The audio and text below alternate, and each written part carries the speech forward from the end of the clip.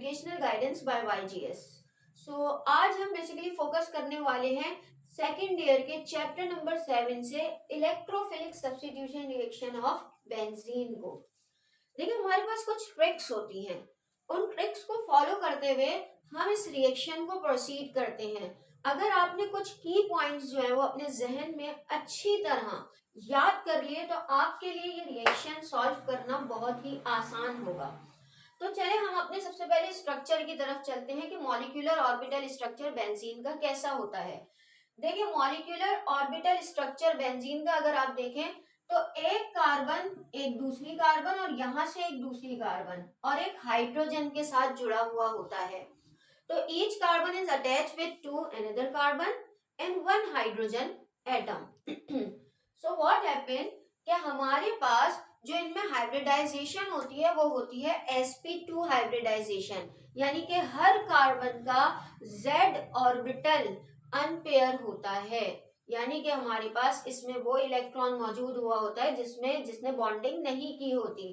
और आपको पता है हाइब्रिडाइजेशन में हमारे पास जब ये समान सिग्मा बॉन्ड बनते हैं तो क्या होता है, फिर डबल बॉन्ड फॉर्म होता है जो कि पाई बॉन्ड कहलाता है। अब जरा आप इसको देखें इस स्ट्रक्चर को, क्योंकि मॉलिक्यूलर ऑर्बिटल स्ट्रक्चर हमारे पास ये सारे आते हैं, एक ये बॉन्ड बनता है एक ये डबल बॉन्ड बनता है यानी ऑल्टरनेट, और जो हमारे पास रेजोनेंस स्ट्रक्चर आता है उसके तहत क्या होता है कि ये सारे के सारे जो है वो बॉन्ड क्या होते हैं, ऑल्टरनेट होते हैं, लेकिन हमारे पास कंटिन्यूअस मूव हो रहे होते हैं, टूटना बनना चल रहा होता है इनका। तो यहाँ पर क्या होता है कि कार्बन बेंजीन में जो हमारे पास ये पाई बॉन्ड है इसका क्लाउड मौजूद होता है, और यही पाई बॉन्ड यानी वो हमारे पास pz ऑर्बिटल जो है इसी की वजह से हमारे पास क्या होता है, बेंजीन इलेक्ट्रोफिलिक सब्स्टिट्यूशन रिएक्शन करता है। चले हम इलेक्ट्रोफिलिक सब्स्टिट्यूशन रिएक्शन पर आते हैं कि ये है क्या। सब्स्टिट्यूशन रिएक्शन यानी कि ये डिस्प्लेसमेंट रिएक्शन होता है। कौन सा डिस्प्लेसमेंट रिएक्शन, जिसमें के कोई एक एलिमेंट हमारे पास बेंजीन मॉलिक्यूल के अंदर एंटर होगा तो वो उसमें से फिर एक एटम बाहर भी निकलेगा, यानी कि वो उसकी जगह डिस्प्लेस होगा इस रिएक्शन को। अब इसमें हमारे पास बेसिकली क्या होता है, एक तो हमारे पास ओवरऑल रिएक्शन, इसको करने के 1 2 3 4 स्टेप होते हैं। सबसे पहले तो मैं आपको जनरल स्टेप बताऊंगी कि जनरल स्टेप क्या होते हैं, फिर उसके बाद जो है वो आज की क्लास में हम हेलोजिनेशन, नाइट्रेशन एंड सल्फोनेशन जो है वो बेंजीन की यहाँ पर करेंगे। तो देखिए भाई हमारे पास जो ओवरऑल रिएक्शन आता है वो ये आता है, हमारे पास एक मॉलिक्यूल होता है और उस मॉलिक्यूल में लाजमी सी बात है कोई पॉजिटिव या नेगेटिव चार्ज तो होगा। अब यहाँ पर मैं आपको एक चीज समझाऊं कि हमारे पास इलेक्ट्रोफाइल, आप इधर दो चीजें पढ़ेंगे, एक इलेक्ट्रोफाइल एक न्यूक्लियोफाइल। देखिए भाई केमिस्ट्री में या साइंस में हमारे पास दो किस्म के टर्म्स यूज होती हैं, फिलिक एंड फॉबिक। फॉबिक डर को कहते हैं, फिलिक लव को कहते हैं। अब केमिकल्स में क्या लव बेसिकली, तो इसीलिए हम क्या करते हैं इसको एज अ अट्रैक्शन के जो है वो मायनों में ले लेते हैं। तो इलेक्ट्रो मतलब इलेक्ट्रॉन और फिलिक जो है वो हमने ले लिया है किसमें, अट्रैक्शन, यानी कि हमारे पास एक ऐसा एलिमेंट जो इलेक्ट्रॉन को अट्रैक्ट करे। अभी इलेक्ट्रॉन को अट्रैक्ट करने का मतलब ये है कि इलेक्ट्रॉन है नेगेटिव, तो इसका मतलब नेगेटिव चार्ज को अट्रैक्ट कौन करेगा, पॉजिटिव। तो इसका मतलब हमारा इलेक्ट्रोफाइल इन इजी वर्ड अगर हम बोले तो कोई भी पॉजिटिव चार्ज एलिमेंट हमारा इलेक्ट्रोफाइल कहलाएगा।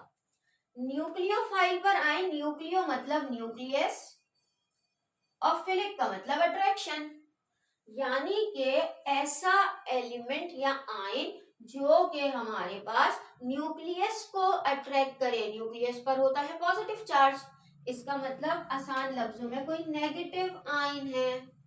तो ये हमारे पास याद रखने की बात है, इलेक्ट्रोफाइल पॉजिटिव आयन है, न्यूक्लियोफाइल नेगेटिव आयन है। ठीक है, इन शॉर्ट एक नॉर्मल इनऑर्गेनिक सब्सटेंस की बात करें तो ये है NaCl। तो भाई Na पॉजिटिव होता है, क्लोरीन नेगेटिव होता है अगर तोड़ दिया जाए, तो ये क्या हुआ हमारे पास इलेक्ट्रोफाइल, ये क्या हुआ न्यूक्लियोफाइल। चलिए अब हम देखते हैं कि हमारे पास ओवरऑल रिएक्शन क्या होता है। कोई भी एक कंपाउंड है हमारे पास, वो जब रिएक्ट करता है किसके साथ, बेंजीन के साथ, ठीक है भाई, बेंजीन के साथ रिएक्ट करता है in the presence of any catalyst. इस कैटालिस्ट का भी बहुत काम होता है, एनी कैटालिस्ट।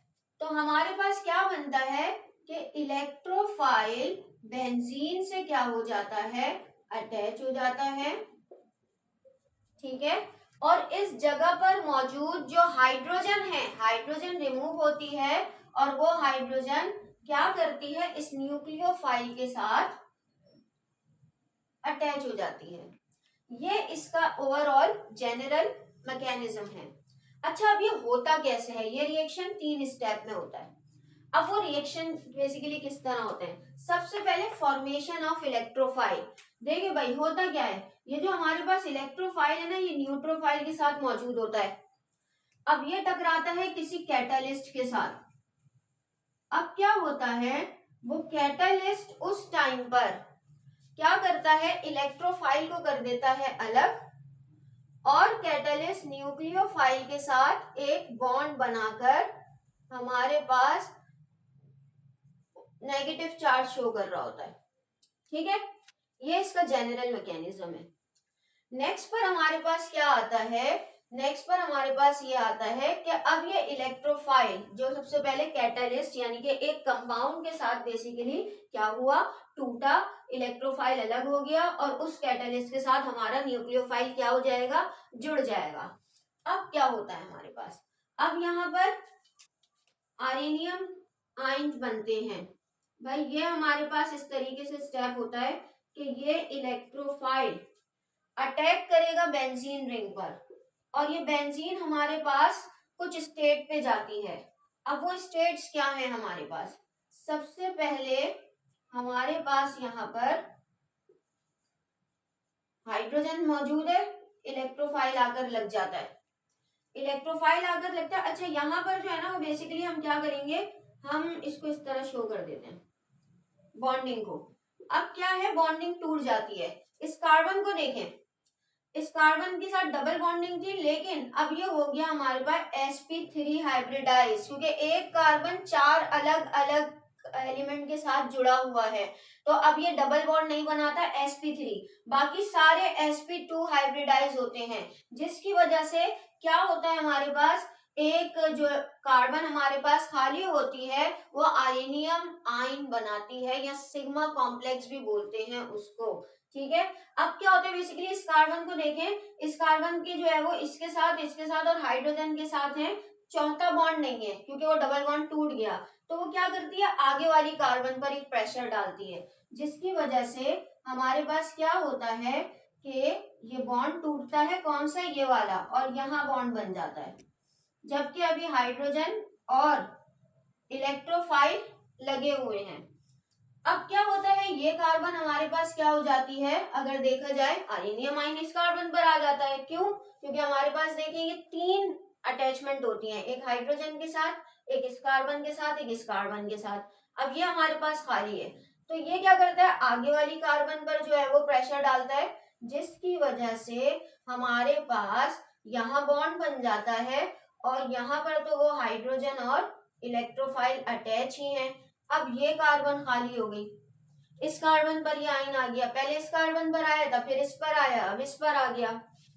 अब एट दी एंड हमारे पास क्या होता है कि जब ये डबल बॉन्ड सही तरह बनता है, यानी कि दोबारा ये पाई बॉन्ड बनता है, ताकि हर कार्बन sp2 हाइब्रिडाइज हो जाए, क्योंकि ये सब अनस्टेबल है।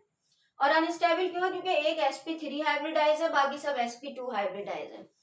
अब क्या होता है कि ये डबल बॉन्ड फिर यहाँ पर बनता है, जिसके नतीजे में इलेक्ट्रोफाइल अटैच हो जाता है, लेकिन हमारा हाइड्रोजन अलग हो जाता है। हाइड्रोजन के अलग होते ही हमारे पास इलेक्ट्रोफाइल जुड़ जाता है। अब रिमेनिंग रिएक्शन क्या हुआ हमारे पास, यहाँ बचा हाइड्रोजन और यहाँ कैटालिस्ट और न्यूक्लियोफाइल मौजूद है। तो ये कैटालिस्ट और न्यूक्लियोफाइल का जो एक कॉम्प्लेक्स है, वो जब इस हाइड्रोजन के साथ रिएक्ट करता है, तो हमारे पास कैटालिस्ट तो अलग हो जाता है, जैसा कि हमारे पास यूज हुआ है यहाँ पर एज अ कैटालिस्ट, जो कि हमारे पास रिएक्शन में जाता है, रिएक्शन की स्पीड बढ़ाता है, वापस आ जाता है। और न्यूक्लियोफाइल के साथ हमारी हाइड्रोजन अटैच हो जाती है। तो ये टोटल हमारे पास क्या होता है, इलेक्ट्रोफिलिक सब्स्टिट्यूशन रिएक्शन का जनरल मैकेनिज्म।